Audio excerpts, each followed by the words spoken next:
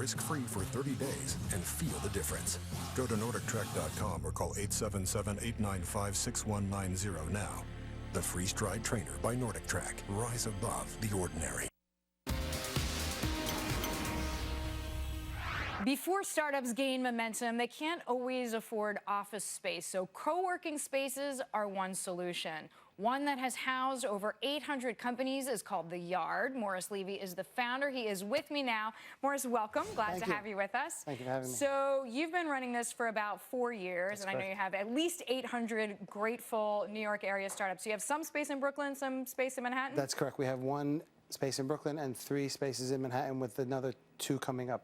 Okay, so now do you have to be careful which kinds of startups? Can you have 2 competitors who are both like, hey, I have a digital ad company? Do you have to make sure they don't sit next to each other? No, we let them work that. We let them work that out. Most people, it's open today. Everyone's really open about their business and sharing information today. It's very different. Okay, so you offer internet, furniture, conference rooms. You have 24/7 access, which I assume implies a certain amount of security or some sort of security staff. Sure. What is the business model for you? How does it work?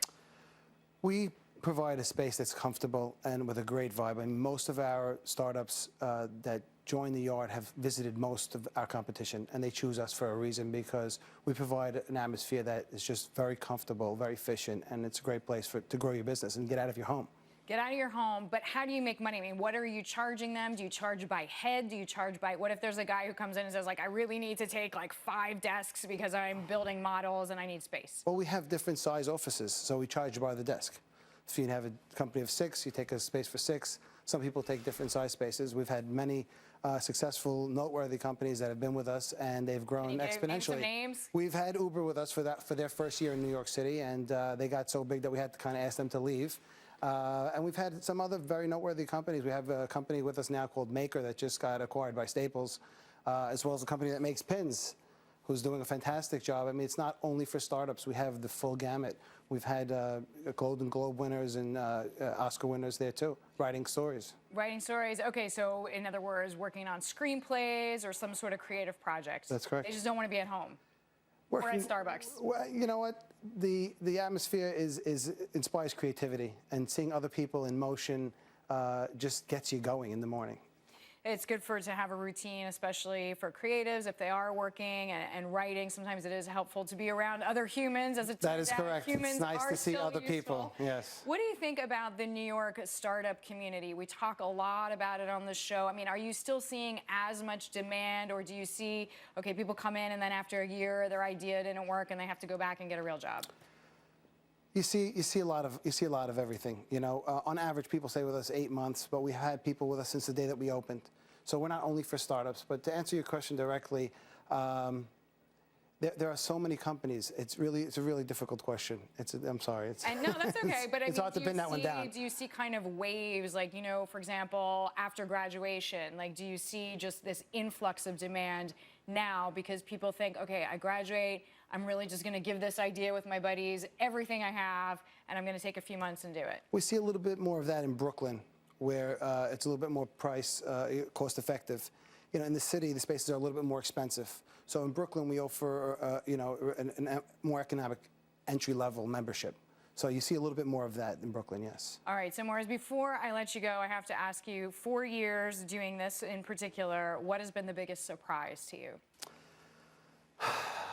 The biggest surprise, how much fun it is to be with people that are excited about what they do every day, and the different work environment that exists today compared to where it was when I started in my career, say 20 years ago.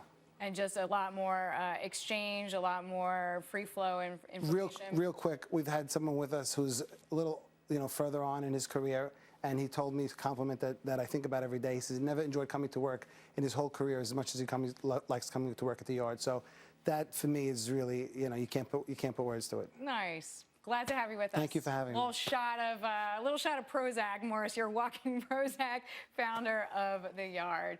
We'll talk about being charitable. Hedge fund manager John Paulson donating $400 million to his alma mater, Harvard University. Largest gift in the school's almost 400-year history and among the biggest ever to any U.S. university. The money is going to be used to endow the School of Engineering and Applied Sciences. Harvard has the largest endowment of any university in the country. If you watched our 1 p.m. show, you know that it is the year of the goat. It is a theme I've been carrying for a while. We do have Morris here. He's about to leave because he just heard me saying that. But painting goats used to be delinquent. Now, here is an altruistic goat. A man and his goat currently walking across America from the Space Needle in Seattle all the way to Times Square, hoping to raise $200,000 for an orphanage. The pair started at the 3,500-mile walk. That was back in 2012, made it to Indianapolis as of today. The goat's owner says they should be able to make it to New York City by September or possibly New Year's Eve. That would be clutch. All right. Yesterday, we asked you what you would do with a spare $20,000. Here's what you told us. Oscar wrote in on Facebook saying he would pay off a part of a school loan, invest, and maybe start an app, or move to a city to find employment. All pretty good options. On Twitter, Alex wrote to us saying he has a little bit less than $20K, but he's launching his own company right now.